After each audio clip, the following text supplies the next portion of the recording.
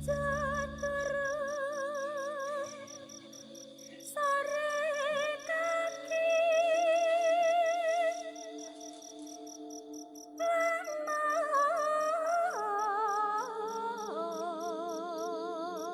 kali ini masih datang dari salah satu kawan subscriber, dan kali ini datang dari Mas Fandi yang aslinya dari salah satu kota di Jawa Tengah sana, yang kejadiannya itu sekitar tahun 2015. Waktu itu ceritanya dia itu bekerja di salah satu perusahaan rokok, dan dia mendapatkan tugas dari kantornya itu untuk pergi ke suatu kota di selatan Jawa sana.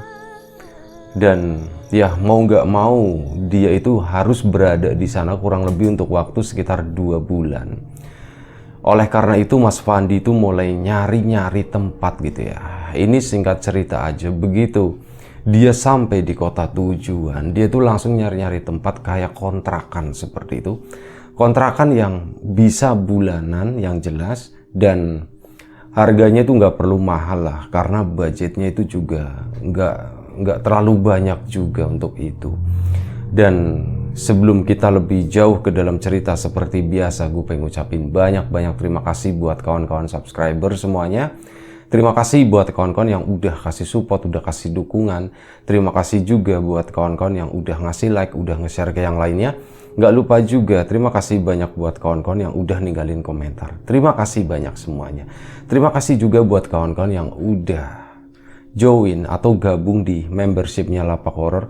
Meskipun belum banyak benefit yang bisa diberikan, tapi kawan-kawan udah ngasih kepercayaan itu, ya terima kasih banyak juga.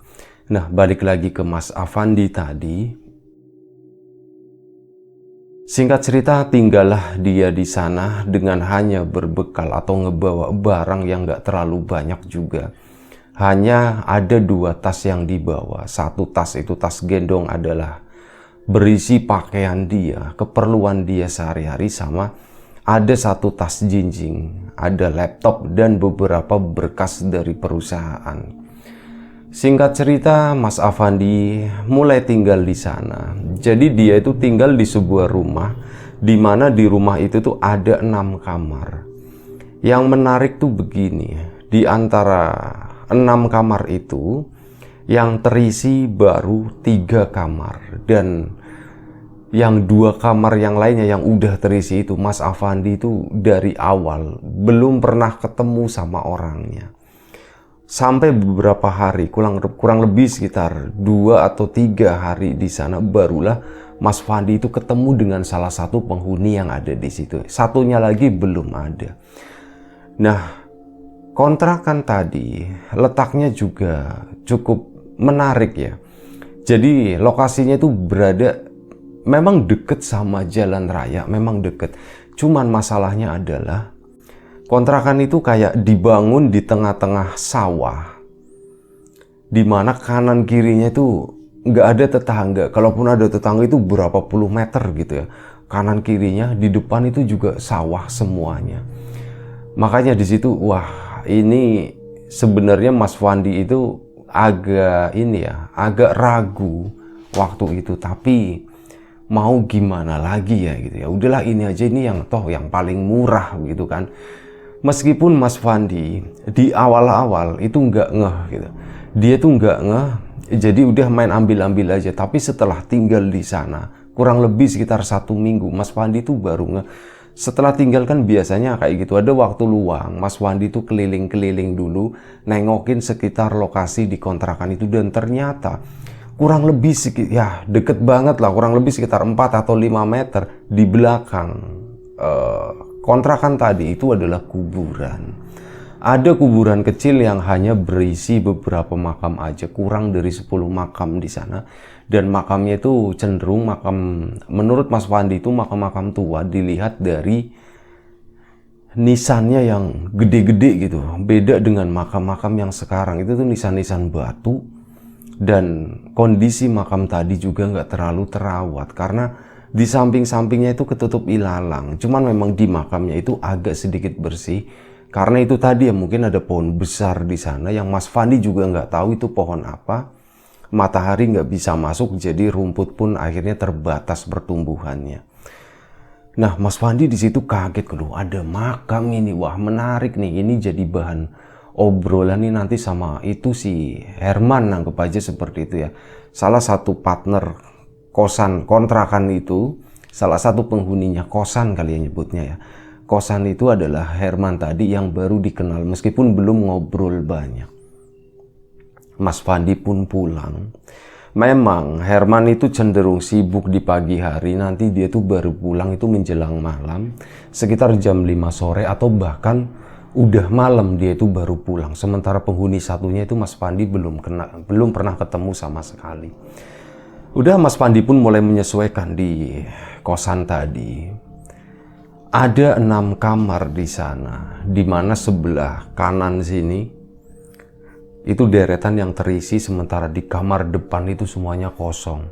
Mas Fandi itu dapat kamar paling belakang, paling pojok, di mana ya itu lokasinya paling deket sama kuburan. Ya, setelah dia tahu kalau kamarnya itu deket sama kuburan, memang ada rasa takut, ada rasa ngeri juga. Nah, suatu malam terjadi sesuatu yang di luar dugaan sama sekali. Sekitar jam 8 malam, Mas Fandi itu lagi santai-santai. Mas Herman juga baru pulang, kedengeran suaranya, pintunya grep gitu ya, sama suara langkah kaki. Sama sesekali Mas Herman itu menuju ke kamar mandi kayak gitu, kelihatan balik lagi selesai, udah masuk kamar lagi. Tiba-tiba mati lampu di sana. Dep. Wah, itu kontrakan itu gelap banget, kosan itu bener-bener gelap. Mas Fandi yang tadinya memang udah agak sedikit takut gitu ya, tapi senang dengan kehadirannya Mas Herman udah pulang. Di situ setelah mati lampu ya langsung kaget gitu ya, langsung istilahnya tuh biarpet gitu. Kaget banget, dia pun bangun dari kamarnya langsung ngebuka pintu, manggil Mas Herman. Mas Herman, Mas Herman, iya katanya.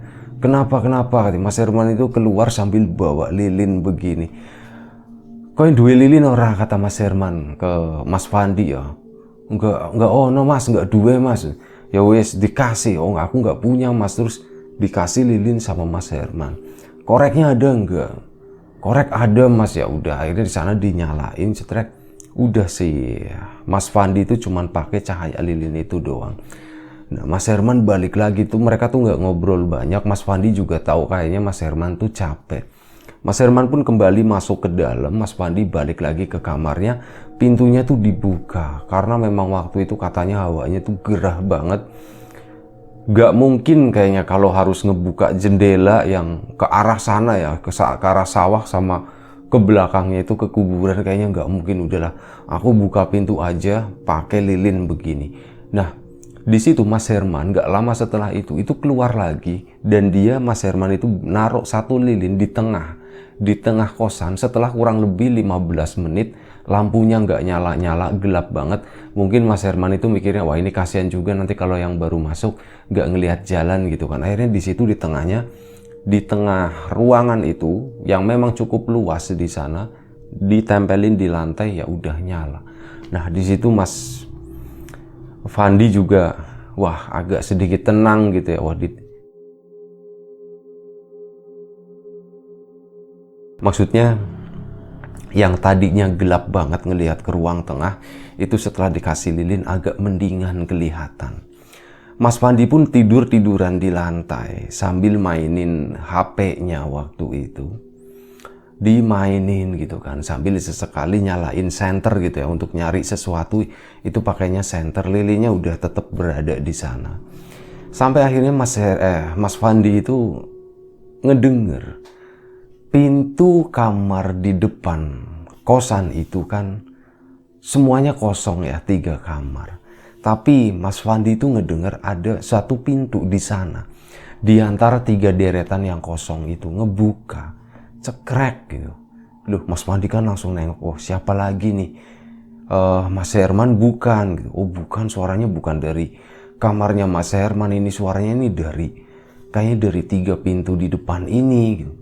Tapi pintu yang mana dilihatin itu kan remang-remang. Dan di situ Mas Fandi ngelihat salah satu pintu, yaitu pintu di kamar tengah. Jadi kamar 1, kamar 2, kamar 3. Kamar 2 sama kamar 3 itu Mas Herman, Mas Fandi. Nah, di depannya 4, 5, 6, anggap aja seperti itu. Ini yang kebuka berarti di tengah-tengah nomor 5, di depannya kamarnya Mas Herman. Itu Mas Fandi di tengah keremangan seperti itu ya. Ngelihat kayak pintunya tuh ngebuka begini di bawah. Dideteknya, dilihatnya itu dari keramik di bawah yang warnanya putih. Karena ada pintunya kelihatan kontras begitu. Kayaknya ngebuka, tapi ngebuka sedikit. Setelah itu nutup lagi, jelek. Wah, Mas Fandi kan bingung, ini siapa ya? Katanya kamar ini tuh kosong, kok ada yang masuk? Atau jangan-jangan itu yang satu orang yang kata Mas Herman ada di sini, itu tinggalnya di situ kali ya, bukan di yang pertama katanya ya. Jadi memang Mas Herman itu nggak ngasih tahu ke Mas Fandi nggak ngasih tahu banyak tentang penghuni yang belum datang itu. Mas Fandi pun coba keluar sebentar karena penasaran dan agak sedikit takut sebenarnya. Mas Fandi menuju kamarnya Mas Herman, di depan pintunya manggil-manggil, nggak ngetok waktu itu, cuman manggil-manggil. Mas Herman. Iya Van, kenapa? Jenengan udah tidur belum? Belum lah gitu. Ini aja jawab katanya. Terus Mas Herman itu keluar, jegrek gitu kan, dibuka. Kenapa Van, takut ya gitu. Iya Mas gitu. Ya udah sini masuk katanya. Mau di sini apa mau di kamarmu katanya. Ya udah di sini aja nggak apa-apa Mas. Ya udah sini masuk. Mas Herman pun masuk ke sana, ngobrol, ceritain. Bukan Mas Herman ya, Mas Fandi ya yang ke situ ya, sama Mas Herman juga. Mas Fandi itu ceritain, Mas, tadi aku kok ngerasa ya, pintu yang di depan itu, ini yang depan kamarnya jenengan ini kok tadi ngebuka pintunya ya. Itu cuma perasaan kamu aja kali Van. Sumpah Mas, aku ngerasanya begitu, tapi bisa jadi sih itu cuma perasaanku aja, bisa jadi, kata Mas Fandi ya. Udah tenang aja. Gimana pekerjaan kamu gitu? Mas Herman mulai nanya-nanya dan akhirnya Mas Fandi pun cerita dengan pekerjaannya. Ya ini juga belum mulai Mas gitu. Aku memang dikasih waktu 2 bulan buat begini seperti itu ya. Oh begitu ya. Ya udah bagus lah. Nanti gini, aku tuh ada kenalan orang yang tahu daerah sini gitu, tahu baik. Ya mungkin kamu bisa pakai jasa dia aja kali Van gitu ya. Mereka tuh ngobrol-ngobrol masalah pekerjaan. Lagi ngobrol-ngobrol masalah pekerjaan kayak gitu, Mas Herman pun bikinin teh. Tehnya bikinnya tuh masih yang pakai listrik ya, yang pakai water heater itu. Dikasih Mas Fandi di situ, baru ngasih gini. Ini Van, sambil diminum, santai ya kita. Oke Mas katanya. Tiba-tiba dari arah depan, pintu depan. Jadi kamar. Nah di ujung depan sini ini langsung pintu, dan setelah itu tuh keluar gitu, keluar ke halaman kosan tadi yang cukup luas juga katanya di situ. Tiba-tiba suara pintu di depan itu kebuka, jegrek. Jadi begini, oh iya, kosannya itu semua pintunya tuh begini ya, pintu 2, semua kamarnya itu pintu 2. Kalau yang pintu depan itu pintu apa sih namanya ya, tangkep gitulah, gue lupa namanya. Pintu 2 begini, kupu tarung atau apa gitu istilahnya ya. Begini, yang depan itu ukurannya yang besar. Sementara yang di kamar-kamar itu ukurannya nggak terlalu besar. Itu memang sebenarnya bangunan tua. Kalau diamat-amati itu bangunannya tuh kayak sebenarnya bangunan joglo seperti itu. Model-modelnya kayak gitu ya. Ininya di tengah gitu ya. Tapi nggak ada sakanya waktu itu. Sakanya karena ketutup sama itu tadi, apa namanya, kamar-kamar sama rangkanya kamar, jadi udah nggak terlalu kelihatan. Nah, ada suara kebuka dari pintu depan, cekrek. Mas Fandi kan nengok ke Mas Herman. Mas, siapa Mas katanya. Mas Herman cuman begitu, gini doang. Oh Mas Fandi langsung diem begini kan, diem aja gitu. Ini Mas Herman kok aneh, aku nanya siapa kok disuruh. Siapa sih gitu ya, bapak kos atau siapa gitu kan. Ditungguin, diem aja. Dua-duanya sama-sama terdiam, sama-sama nunduk begini. Siapa Mas Herman tuh kayak gini, pandangannya tuh, tatapannya kosong begitu ya, sambil begini-begini.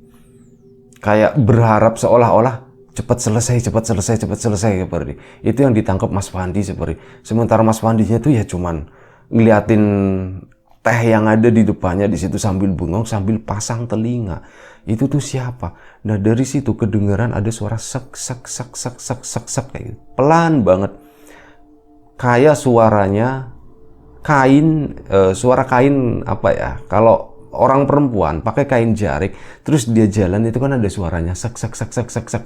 Nah suaranya itu seperti itu. Mas Fandi kan pasang telinga, makin jadi makin jadi.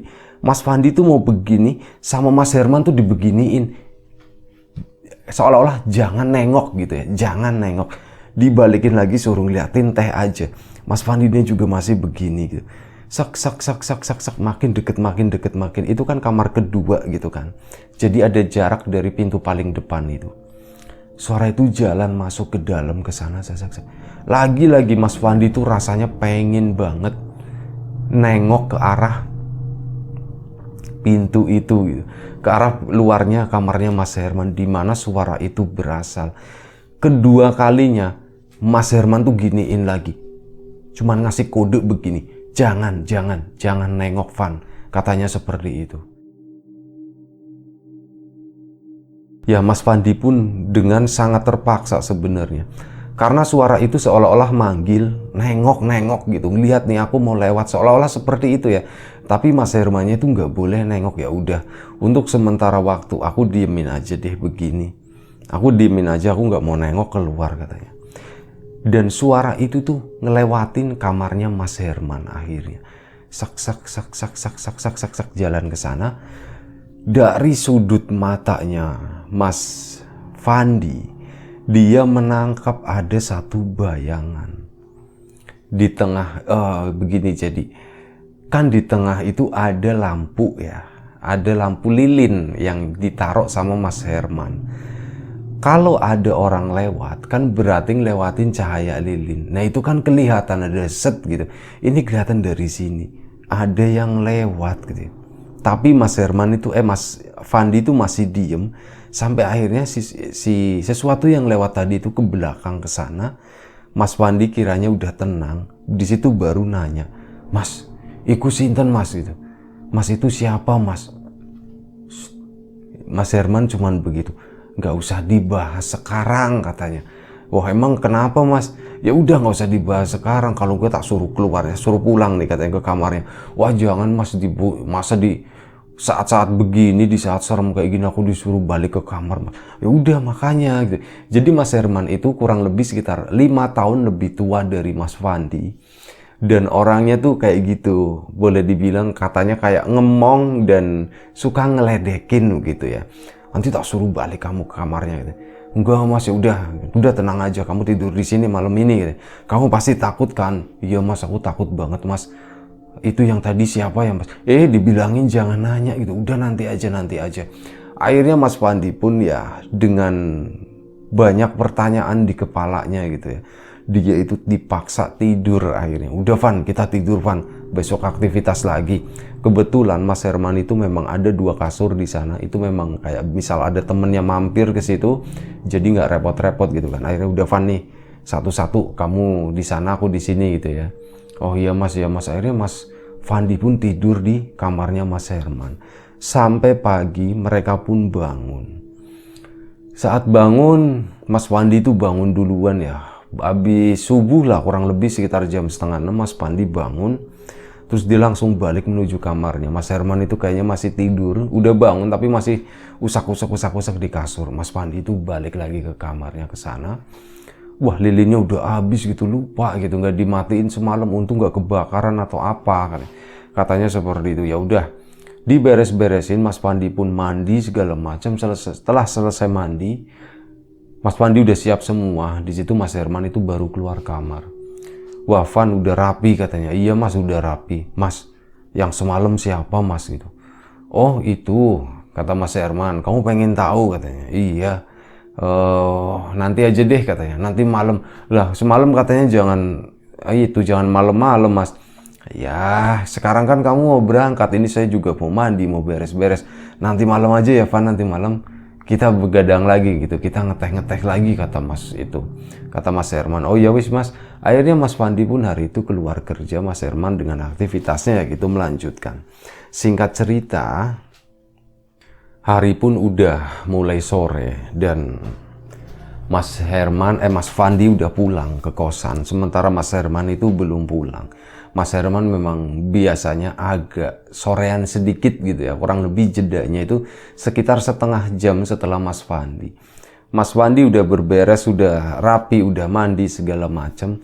Baru Mas Herman pulang. Sebenarnya begini, setelah mengalami kejadian semalam, Mas Fandi pulang ke sana itu agak sedikit takut. Takutnya ya ada sesuatu yang disembunyiin di sini, ada sesuatu yang disembunyiin sama Mas Herman nih pasti. Menurut Mas Fandi seperti itu, dan ya namanya kosan begini, tempatnya begini pasti ada sesuatunya nih. Dan mulai hari itu, mulai malam itu sebenarnya, meskipun siang Mas Fandi masuk ke situ kan sendirian. Cuman ada Mas Fandi, Mas Herman, yang satunya itu jarang balik ke situ. Ya udah, dipaksain lah intinya. Dan alhamdulillahnya memang nggak ada apa-apa terjadi di sana. Sampai malam harinya, Mas Herman udah pulang, udah beberes. Lagi-lagi, Mas Fandi datang ke Mas Herman. Mas Herman, ya blebu Van katanya, masuk Van. Akhirnya dibuka pintunya. Oh di situ Mas Herman lagi bikin teh kayak gitu, udah rambutnya masih basah habis mandi gitu. Di sini Van. Akhirnya berdua mereka tuh ngobrol lagi yang ditanyain sama Mas Fandi itu, Mas itu siapa sih Mas katanya. Oh itu semalam gitu. Iya, emang kamu lihat apaan Van? Kamu dulu yang cerita dong Van. Ya itu Mas, aku kan kemarin cerita, aku ngelihat pintu yang di depan ini, kamar ini tuh kan kebuka Mas. Itu yang satu, kayaknya kebuka gitu. Aku yakin aku ngedenger suara dan memang bayangan pintunya itu ngebuka. Yang kedua semalam pas pintu depan kebuka dan jenengan gitu kan, aku nggak boleh bersuara, nggak boleh ngapa-ngapain. Itu aku ngelihat dari mataku Mas, ada yang lewat Mas. Itu kan di sana lilin, itu kelihatan bayangannya set gitu, ada yang lewat Mas. Terus apa lagi? Ya sementara sih cuman itu Mas. Kalau siang gimana? Alhamdulillah siang aman. Emang kalau siang ada Mas? Nggak ada kata Mas Herman seperti itu. Nah setelah itu lagi-lagi Mas Fandi itu nanya, Mas apa sih Mas sebenarnya Mas? Jadi gini Van, ya mungkin yang namanya rumah itu pasti ada penghuninya ya Van ya. Iya ada penghuninya Mas gitu. Nah yang kamu lihat semalam itu sebenarnya aku udah sering lihat dari dulu Van. Aku kan di sini udah berapa tahun ya, udah 3 tahun lebih Van di sini. Udah lama banget berarti ya Mas. Iya aku udah lama banget. Jadi udah terbiasa sebenarnya. Jadi begini ya, itu yang kamar di depan kamar ini yang kamu lihat semalam kebuka itu, dari dulu Mas di sini, dari dulu aku di sini, kamar itu nggak pernah ditempatin sama orang Van. Kosong terus Van. Itu udah berarti boleh dibilang udah kamar subung, itu udah bertahun-tahun Van. Lah Mas terus semalam yang ngebuka siapa? Ya itu nanti katanya. Nah terus yang kamu lihat semalam, yang pintu kebuka begitu, terus ada yang lewat. Kamu lihat wujudnya nggak Van? Enggak, aku nggak lihat, kan jenengan nggak boleh ngeliatin aku nengok ke sana. Nah iya makanya itu. Jadi yang lewat tadi malam itu adalah sosok perempuan Van. Wah perempuan maksudnya gimana? Kan di sini kita cuma berdua Mas gitu. Enggak, bukan kayak gitu. Itu kamu nggak nyimak perkataanku katanya. Sosok perempuan itu bukan berarti orang gitu Van. Maksudnya gimana Mas? Ya itu tuh penghuni sini gitu. Penghuni apaan? Penghuni yang gak kelihatan. Hantu Mas itu. Ya anggap aja seperti itu kata Mas Herman. Lah terus emang wujudnya gimana? Dia itu perempuan cantik, rambutnya hitam legam, kulitnya tuh putih bersih, pakai bajunya merah Van gitu. Jaritnya tuh jarit hitam. Bajunya apa Mas? Baju kebaya seperti itu, dan dia cantik loh Van gitu. Wah terus gimana Mas? Dia nakal nggak Mas? Tergantung Van katanya di situ. Tergantung gimana? Dia itu nggak suka dilihatin kalau lagi jalan. Kalau misal seandainya nih, ini seandainya nih buat pelajaran kamu aja ya, dan nggak tahu mungkin si Nyai denger, nggak apa-apalah gitu ya Nyai, nuwun sewu ya, ini tak ceritain biar nggak terjadi kesalahpahaman gitu ya Nyai. Akhirnya diceritain. Jadi gini Van, tadi malam seandainya kamu nengok, ini misalkan ya kamu tadi malam nengok ngeliatin begitu, itu si Nyai bakalan berhenti, dia bakal nengok ngeliatin kamu, dan dia bakal nunjukin muka yang gak enak, Van, gitu. Gak enak gimana? Ya mukanya bakal jadi orang tua, katanya.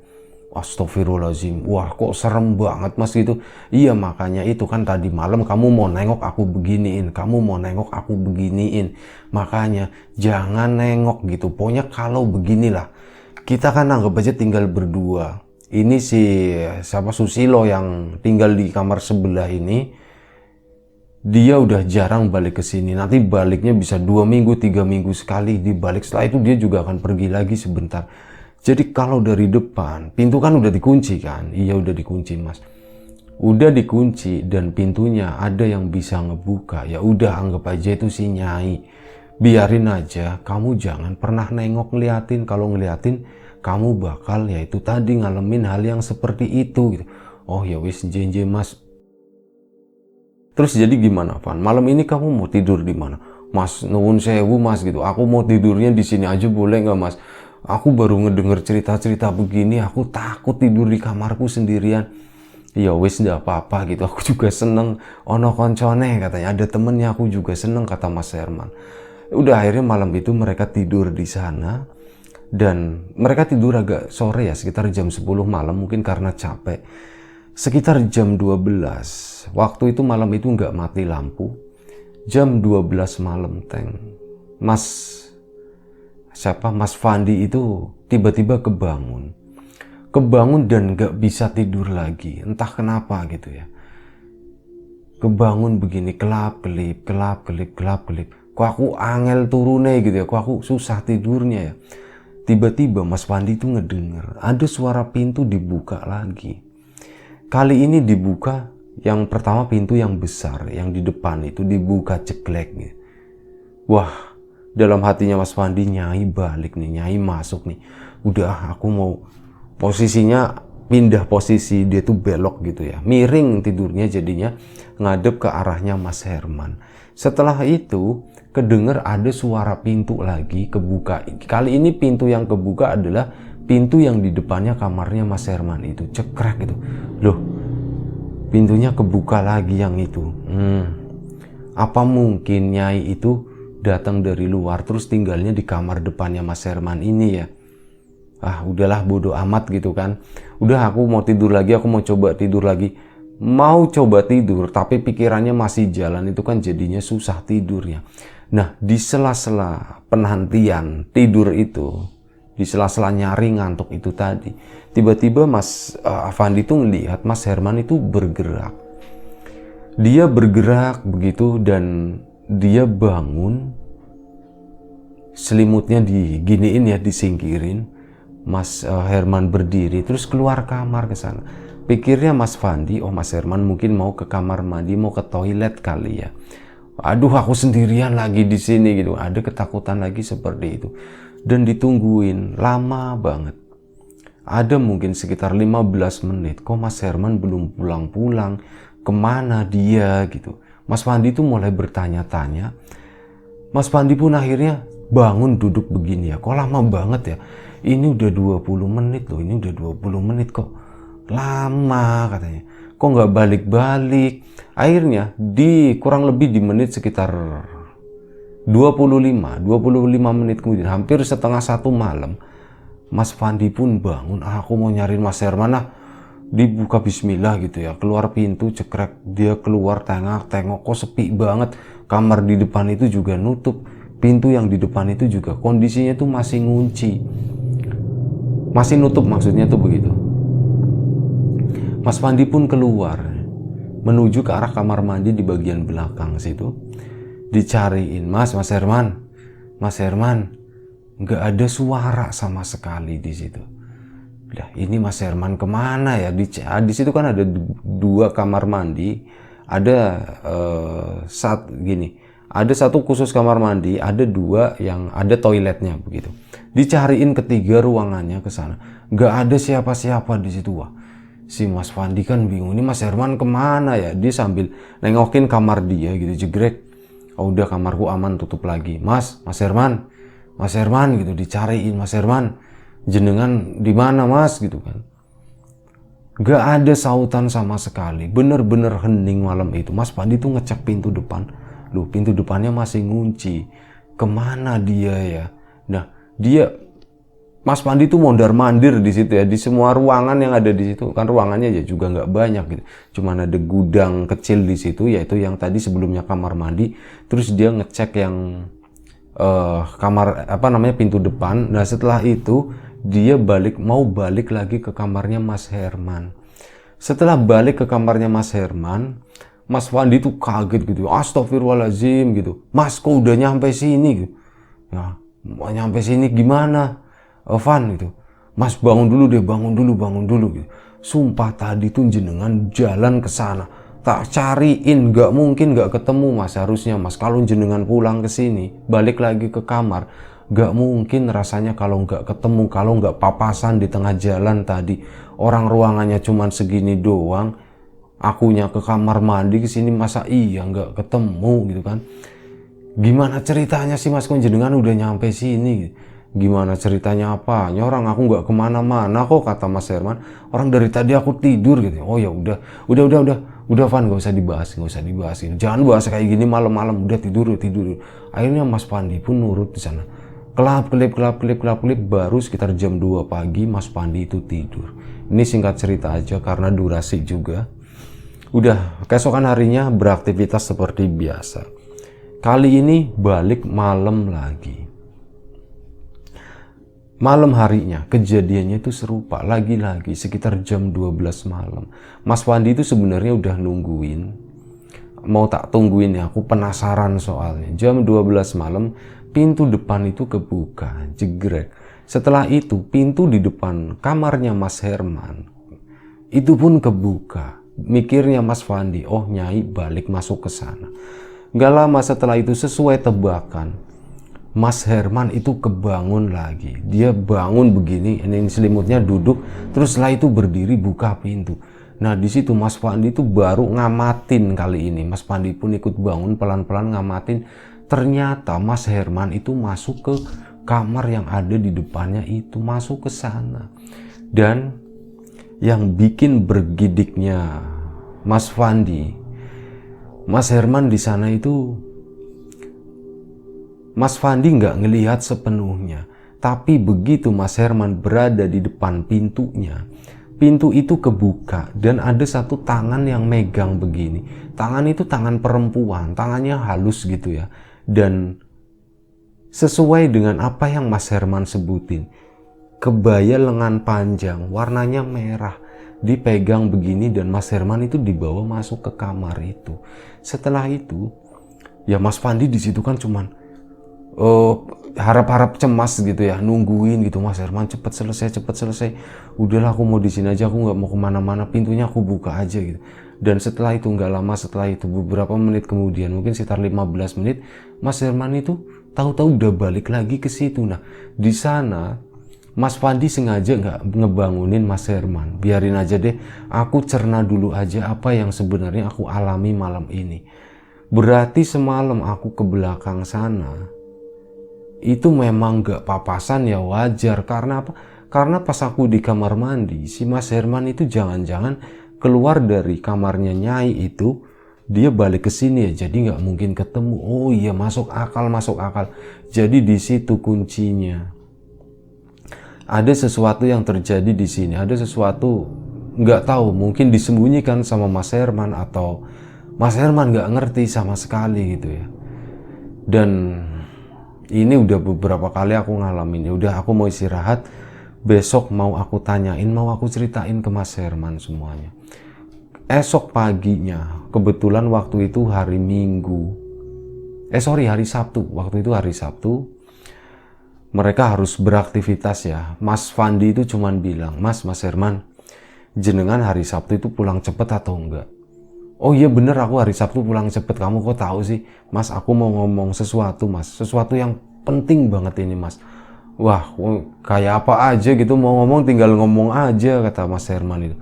Enggak Mas, tapi ini beneran penting. Kalau jenengan udah kira-kira udah senggang, udah nggak terlalu sibuk, baru nanti ya enaknya kita atur jadwal Mas. Ya udah gini aja, nanti aku paling setengah hari ini gitu, kata Mas Herman. Yaudah Mas, kita ketemu di jalan aja yuk, di tengah-tengah gitu, sambil makan siang gimana? Wah boleh katanya. Akhirnya apa? Mereka pun siang itu mereka janjian di suatu tempat makan yang ada di sana. Ketemulah mereka dan Mas Fandi itu mulai cerita, Mas, aku makin kesini makin ngalamin hal yang aneh Mas, dan hal ini tuh berhubungan dengan jenengan Mas. Ini nggak tahu jenengan itu lagi menyembunyikan sesuatu atau jenengan emang nggak ngerti. Maksud kamu gimana Van? Langsung aja Van ceritain gitu. Mas Herman tampak mukanya tuh lebih serius waktu itu. Mas, aku semalam ngelihat dengan mata kepalaku jenengan itu masuk ke kamar itu loh, kamar yang ada di depan kamarmu Mas, dan tahu siapa di sana. Di sana itu adalah ada si Nyai Mas. Jenengan dibawa masuk ke sana gitu. Mas Herman yang lagi makan begini itu kayak itu kaget gitu kan, ininya nasinya keluar lagi. Serius Van katanya. Sumpah Mas, sumpah demi Allah aku ngeliat begitu Mas. Wah Mas, jenengan emang nggak ngerasa gitu?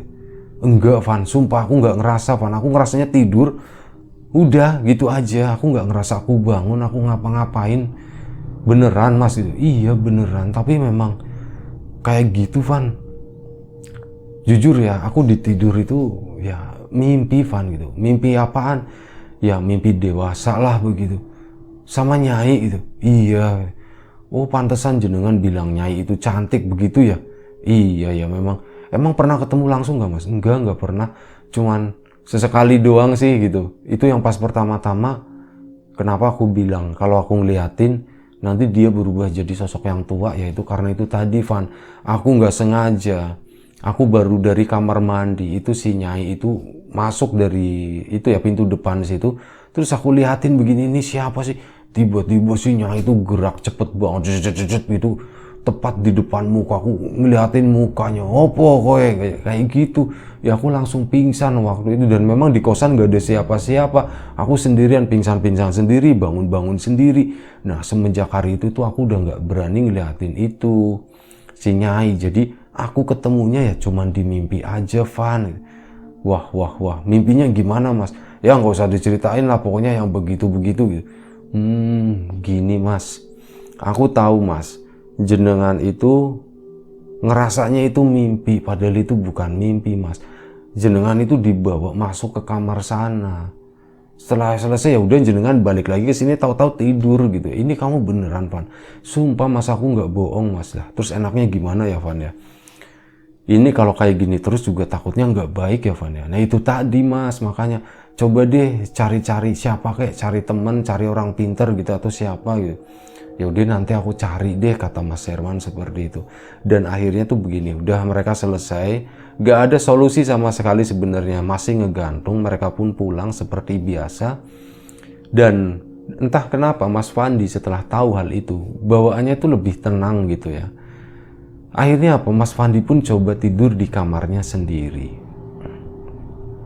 Mas Fandi tidur di kamarnya sendiri, Mas Herman di kamarnya sendiri. Dan Mas Fandi itu udah nggak terlalu tertarik dengan bunyi-bunyi pintu yang kebuka di sana sini, udah nggak terlalu tertarik. Kali ini mati lampu lagi, yang kesekian kalinya di situ. Di tengah-tengah mati lampu itu udah Mas Fandi itu udah pasrah. Ada beberapa lilin yang dikasih sama Mas Herman waktu itu. Jadi setelah yang itu habis kebakar ya malam itu ya, itu pagi harinya atau kapan ya itu, Van ini dipegang kali aja mati lampu. Soalnya di sini sering mati lampu, kata Mas Herman. Oh iya Mas, terima kasih. Malam itu nyalain lampu, nyalain lilin di sana. Udahlah cukup, aku nggak mau keluar, nggak mau ngurusin Mas Herman atau apapun. Udah aku mau istirahat aja katanya. Lagi istirahat, baru mau merem, tiba-tiba Mas Herman itu, Mas Fandi itu ngedenger ada suara kayak sesuatu yang digesek-gesekin di tembok, tapi dari sisi luar kamar. Sisi luar kamar ini adalah dari arah kebun sana, dari arah sawah ya. Saksek, ini apa sih ya? Ini apa sih sebenarnya gitu? Saksek. Mas Fandi pun coba nengok atau ngintip dari jendela, dari korden. Ini apa sih, kecil banget, gak kelihatan ya. Jadi di luar kan gelap banget, di dalam itu kan lebih terang, ada cahaya lampu. Jadi yang kelihatan itu kayak pantulannya lampu doang, kecuali dibeginiin lah baru kelihatan. Cuman Mas Pandi itu waktu itu enggak, dia akhirnya pun dibuka agak lebar begini kan. Apa sih yang kelihatan cuman pantulan lilin gitu ya, sama muka dia lilin gini. Apa sih, kok masih ada bunyi saksek dan bunyi saksek-sakseknya itu kayak makin deket. Mas Pandi itu sempat begini ya, ke kanan ke kiri kok nggak ada apa-apa, sampai makin deket bunyi saksek itu hilang gitu. Dan diperhatiin banget, ini apa sih sebenarnya. Aku ambil lilinnya diambil sama dia, petek dibeginiin gitu kan. Di sana Mas Pandi langsung lompat ke belakang dan lilinnya itu kelempar, lilinnya itu akhirnya mati. Di kamar itu tuh jadi gelap banget. Nah, Mas Pandi itu ngelihat ada sosok muka di sana, warnanya hitam, samping-sampingnya putih, di atasnya tuh ada iketannya. Itu adalah mukanya pocong yang nempel di jendela itu. Dia begini, astagfirullahaladzim, dilemparin gelap. Begitu dinyalain lagi lilinnya, cetrek, si pocong tadi itu udah berdiri di pojok kamar dia. Nah, malam itu Mas Pandi langsung lari keluar dengan sisa tenaga, dengan sisa itunya. Dia coba lari keluar, lari ke kamarnya Mas Herman. Mas Herman gitu, diketok-ketok, nggak dibuka-buka, pintunya begini loh, kebuka. Di situ Mas Hermannya tuh nggak ada. Wah, Mas Pandi langsung nyambung. Mas Herman berarti lagi dibawa ke kamar depan itu gitu. Udahlah, aku malam ini mau tidur aja. Akhirnya malam itu tidur, udah pasrah gitu ya, aku mau diapa-apain gitu. Dan akhirnya ya Mas Pandi alhamdulillahnya berhasil tinggal di sana kurang lebih sekitar 2 bulan. Nah, dalam waktu 2 bulan tadi, Mas Herman itu belakangan itu mulai sering sakit-sakitan gitu ya. Sering sakit-sakitan sampai akhirnya tuh begini, Mas Pandi itu udah pamit. Dan sayangnya sampai sekarang Mas Pandi itu lost contact sama Mas Herman, gak ngerti kabar terakhirnya seperti apa kayak gitu. Ya kurang lebih seperti itu ceritanya. Cerita yang pernah dialami sama Mas Pandi di sebuah rumah kos-kosan yang memang yang tinggal itu cuman berdua doang begitu ya. Ya seperti itu kurang lebih. Mohon maaf kalau misalnya ada sesuatu yang gak berkenan di mata, di hati, di telinga kawan-kawan semuanya, mohon dimaafkan. Selamat tahun baru gitu ya. Tahun baru 2022. Ini adalah cerita pertama di bulan Januari tahun 2022. Setelah beberapa hari kemarin libur ya. Terima kasih banyak buat kawan-kawan. Mohon maaf sebesar-besarnya. Jaga kesehatan kawan-kawan semuanya. Assalamualaikum warahmatullahi wabarakatuh.